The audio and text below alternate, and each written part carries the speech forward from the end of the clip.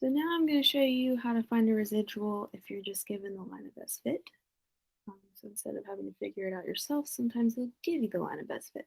So number one, it says data was collected from different athletes and how fast these athletes could finish a 100-meter dash and a 200-meter dash. An equation of the line of best fit is given, and that equation is 1.5x plus 7.53. What's the difference between the observed value and predicted value for an athlete who finishes a 100 in 13.81 seconds? So difference between observed and predicted value is just talking about the residual, but we can find that by just subtracting, right? So my observed value for 13.81 was 29.48. And I'm going to subtract my predicted value from that. So to find the predicted value, I'm going to graph my line of best fit that they gave me. So I'm going to graph 1.5x plus 7.53.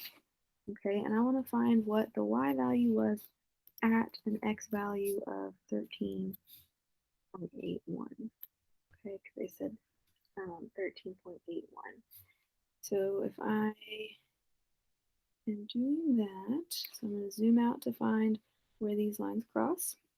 So at 13.81 seconds, or someone who runs a 100 in 13.81 seconds, we predict them to run their 200 at 28.245 seconds.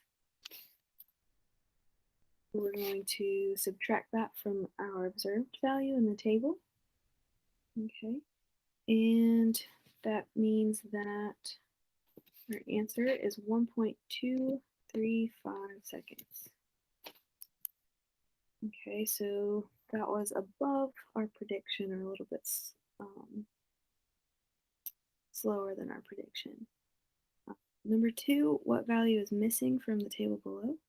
The line of best fit is y equals 3.3x minus 8.6. So I'm going to go ahead and graph that. And we want to find the difference. We want to find that residual, which is just the difference in our observed. So our observed was 120 minus our predicted, which would be where whatever our value is, where x equals 40. So on our line, when x is 40, we predict y to be 123.4. So we'll subtract 123.4. So our residual is negative 3.4.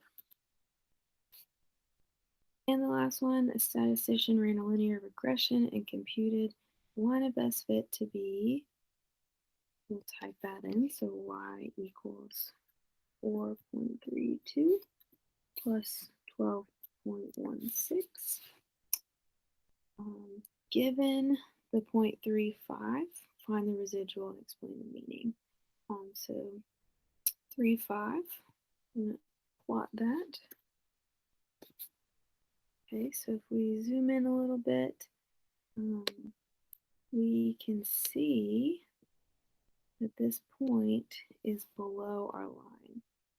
All right, so observed minus predicted is going to be about 16-ish minus 5.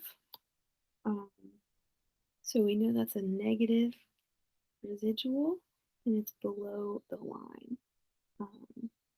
So we know that B is going to be our answer because that has a negative residual, and it says it's below the line. And if we wanted to calculate it exactly, we could, but no other answer choice has a negative residual. So we know it has to be